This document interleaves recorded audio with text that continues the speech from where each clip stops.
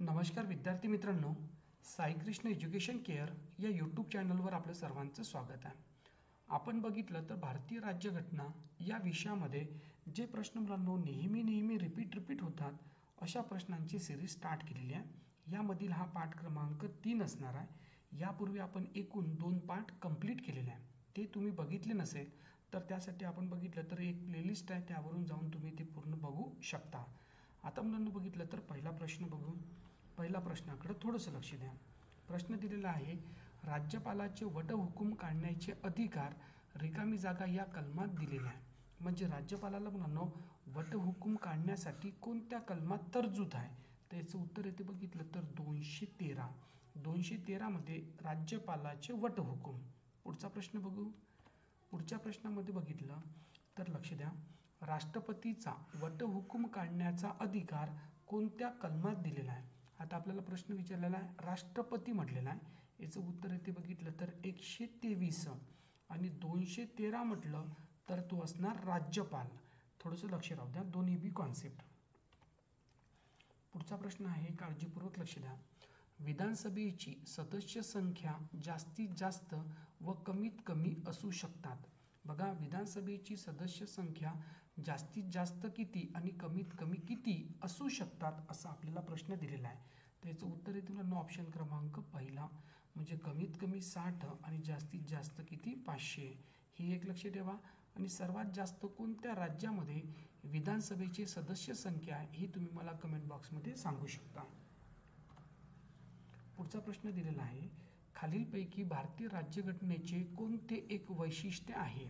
आपल्या राज्यघटनेचे खालीलपैकी कोणते एक वैशिष्ट्य आहे? त्याचं उत्तर आहे मुलांनो एकेरी नागरिक तत्व. आपल्या देशाचंच आपल्याला मुलांनो नागरिक तत्व आहे, भारतीय राज्याचं आहे का तर नाही. ही एक कॉन्सेप्ट लक्षात ठेवा.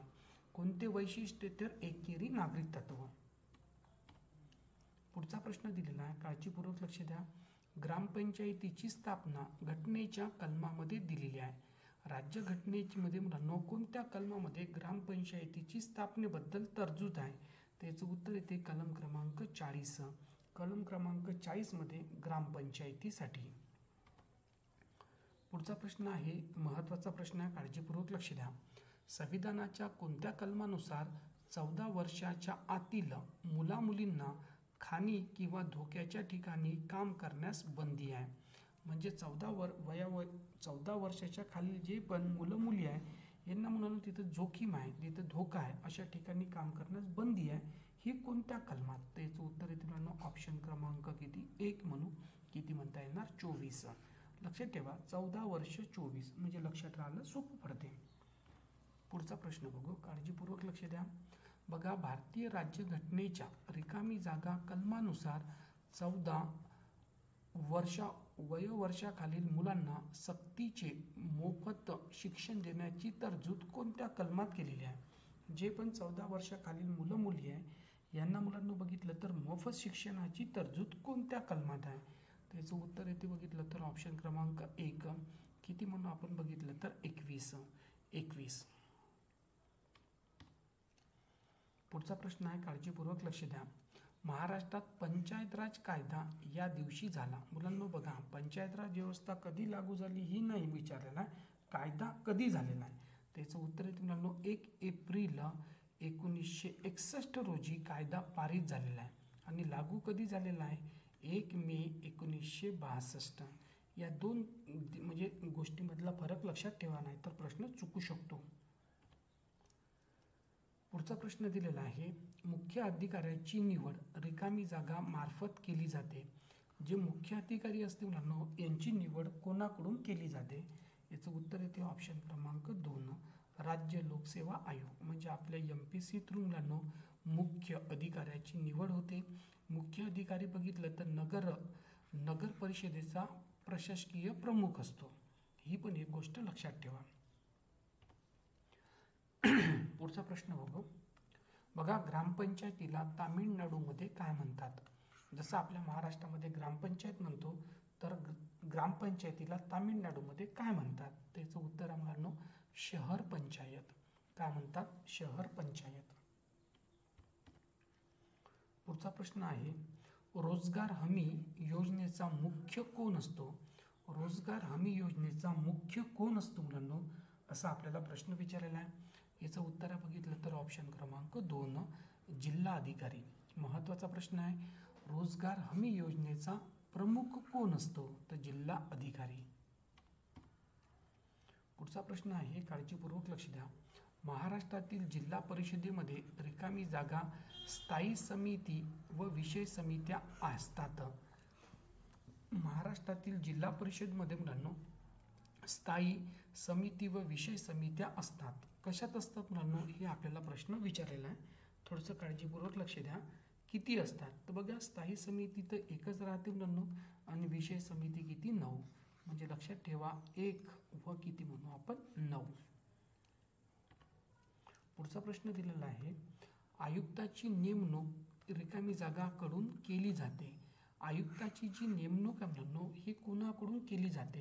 याचं उत्तर इथे बघितलं तर ऑप्शन क्रमांक 2 राज्य सरकार. जसं महानगरपालिकेचा काय असतो? आयुक्त असतो. पुढचा प्रश्न दिलेला आहे, काळजीपूर्वक लक्ष द्या. भारतीय राज्यघटनेत रिकामी जागा यामध्ये ग्रामपंचायतीचा उल्लेख केलेला आहे. ग्रामपंचायतीचा उल्लेख कशात केलेला म्हणून आपल्या राज्यघटनेमध्ये?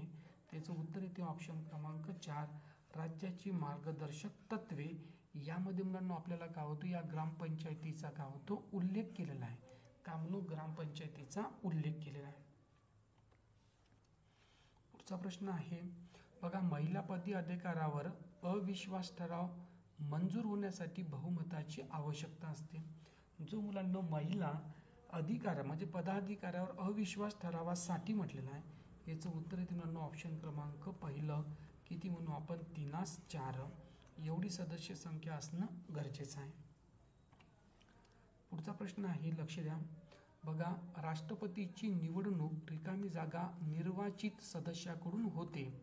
बघा, राष्ट्रपतीची निवडणूक निर्वाचित सदस्याकडून होते. किती सदस्य? कोणत्या सदस्याकडून?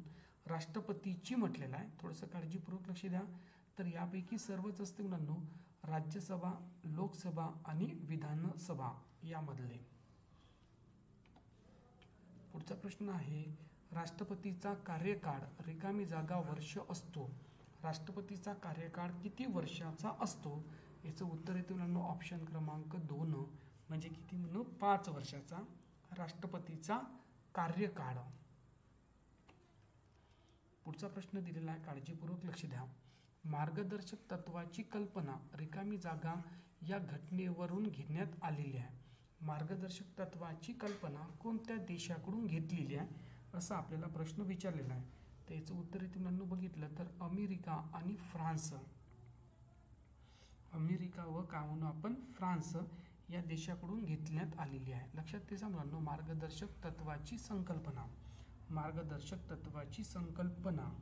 थोडंसं काळजीपूर्वक लक्ष राहू द्या. पुढचा प्रश्न आहे बघा, स्वातंत्र्याचा हक्क या कलमात दिलेला आहे. स्वातंत्र्याच्या हक्कासाठी मुलांनो कोणत्या कलमात दिलेला आहे? स्वातंत्र्याचा हक्क. याचं उत्तर आहे मुलांनो 19 आणि 22. 19 ते किती म्हणू आपण? 22 यामध्ये मुलांनो बघितलं तर आपल्याला स्वातंत्र्याचा हक्क दिलेला आहे. स्वातंत्र्याचा हक्क. त्यानंतर बघा, भारतीय घटनेच्या सल्लागार समितीचे अध्यक्ष कोण होते? बघा, भारतीय घटनेच्या सल्लागार समितीचे अध्यक्ष कोण होते? तर याचं उत्तर येते मुलांनो सरदार वल्लभभाई पटेल. हे बघितलं तर सल्लागार समितीचे अध्यक्ष होते. सल्लागार समिती.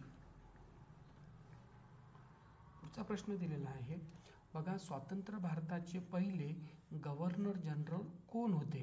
बघा, स्वतंत्र भारताचे पहिले गव्हर्नर जनरल कोण? स्वतंत्र भारताचे म्हटलेलं आहे, याकडे थोडंसं लक्ष ठेवणं गरजेचं आहे. याचं उत्तर येते ऑप्शन क्रमांक 4 सी राजगोपालचारी. हे आपल्या देशाच्या मुलांना पहिले गव्हर्नर होते स्वतंत्र भारताचे. पुढचा प्रश्न आहे, रिकामी जागा. आपल्याला म्हटलेलं आहे, रिकामी जागा घटना दुरुस्तीने स्थानिक स्वराज्य संस्थेची रचना आणि कार्यपद्धती निश्चित करण्यात आली. कोणती घटना दुरुस्ती आहे? त्यावरून मुलांनो स्थानिक स्वराज्य संस्थेची रचना आणि कार्यपद्धती निश्चित करण्यात आलेली आहे. त्याचं उत्तर येते मुलांनो 73वी घटना दुरुस्ती. यानुसार मुलांनो त्यांची रचना आणि कार्यपद्धती निश्चित करण्यात आलेली आहे. पुढचा प्रश्न आहे, राष्ट्रपती आपल्या पदाचा राजीनामा कडे सोपवतो. राष्ट्रपती आपल्या पदाचा राजीनामा कोणाकडे सोपवतो? याचं उत्तर आहे तुम्हाला ऑप्शन क्रमांक 3, उपराष्ट्रपती यांच्याकडे सोपवतो. पुढचा प्रश्न आहे बघा, राष्ट्रपती पदाची निवडणूक लढवणाऱ्या उमेदवाराची वयाची वर्ष पूर्ण केलेली असावे. म्हणजे राष्ट्रपती पदाची निवडणूक लढायची असेल तर तुमचे किती वर्ष पूर्ण झालेले असायला पाहिजे असा प्रश्न विचारलेला आहे. याचं उत्तर आहे तुम्हाला ऑप्शन क्रमांक 2, म्हणजे किती म्हणू आपण 35 वर्ष पूर्ण असेल तर तुम्हाला राष्ट्रपती पदाची निवडणूक लढवता येते. पुढचा प्रश्न आहे बघा, मूलभूत हक्काचा समावेश जास्तीत जास्त प्रकारात आहे. किती प्रकारात आहे? त्याचं उत्तर आहे मुलांनो 6. मूळ राज्यघटनेमध्ये किती होते? 7. आणि 7वा जो हक्क आहे मुलांनो हा वगळण्यात आलेला आहे. तर तो कोणता आहे तो तुम्ही मला कमेंट बॉक्समध्ये नक्की सांगा. हे झाले मुलांनो बघितलं तर आपले 25 प्रश्न. आणखी आपण पुन्हा वेगळ्या एका भागामध्ये आपण पुन्हा तुम्हाला भेटण्यासाठी येऊ भारतीय राज्यघटना या विषयातील प्रश्न घेऊन. ओके, चला, thank you very much. Take care.